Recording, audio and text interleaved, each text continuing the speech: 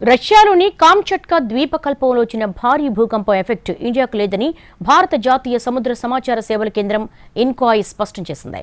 భూకంపం సంభవించిన ప్రాంతానికి భారతదేశానికి మధ్య దూరం చాలా ఎక్కువ కావడంతో భయపడాల్సిన అవసరం లేదని పేర్కొంది. రష్యా, జపాన్ తీర ప్రాంతాలను మాత్రమే ఈ సునామీ తాకింది కాబట్టి టెన్షన్ ఏమీ లేదని చెప్పింది. రష్యాలోని కమ్చట్కా పెనిన్సులా దగ్గర సంభవించిన భారీ భూకంపం రిక్టర్ స్కేల్పై 8.8 వరకు నమోదైంది. దీంతో రష్యా, జపాన్ తీర ప్రాంతాల్లో సునామీ సంభవించింది. America, Hawaii, Chile, New Zealand, Philippines సహా దాదాపు 40 పసిఫిక్ తీర దేశాలకు సునామీ హెచ్చరికలు జారీ చేశారు. కొన్ని ప్రాంతాల్లో 3 నుంచి 4 మీటర్ల ఎత్తులో అలలు ఎగిసిపడ్డాయి.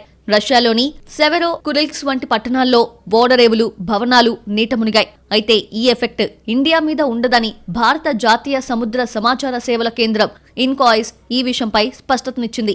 రష్యాలోని భూకంపం కారణంగా భారతదేశ ప్రధాన భూభాగానికి, హిందూ మహాసముద్ర ప్రాంతానికి ఎటువంటి సునామీ ముప్పు లేదని స్పష్టం చేసింది. భూకంపం పసిఫిక్ మహాసముద్రంలో సంభవించింది. భారతదేశానికి హిందూ మహాసముద్ర తీరం ఉంది.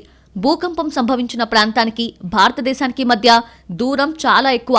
పసిఫిక్ మహాసముద్రంలో ఉత్పన్నమయ్యే సునామీ తరంగాలు హిందూ మహాసముద్రం వరకు రాలేవు. ఒకవేళ వచ్చినా అంత తీవ్రంగా ఉండవని ఇన్కాయిస్ స్పష్టం చేసింది. భూకంపాల వల్ల ఏర్పడే సునామీ తరంగాలు సాధారణంగా భూకంప కేంద్రానికి సమీపంలోని తీర ప్రాంతాలను ప్రభావితం చేస్తాయి. పసిఫిక్ రింగ్ ఆఫ్ ఫైర్ ప్రాంతంలో సంభవించిన ఈ భూకంపం ప్రధానంగా పసిఫిక్ మహాసముద్ర తీర దేశాలపైనే ప్రభావం చూపుతుంది.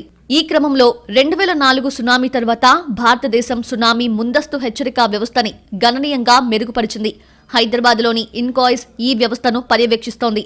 సునామీ ముప్పు ఉన్నట్లయితే ఈ వ్యవస్థ ద్వారా తక్షణమే హెచ్చరికలు జారీ అవుతాయి. ప్రస్తుత పరిస్థితిని ఇన్కాయిస్ మానిటర్ చేస్తున్నప్పటికీ భారత్కు సునామీ ముప్పు లేదని ధృవీకరించింది.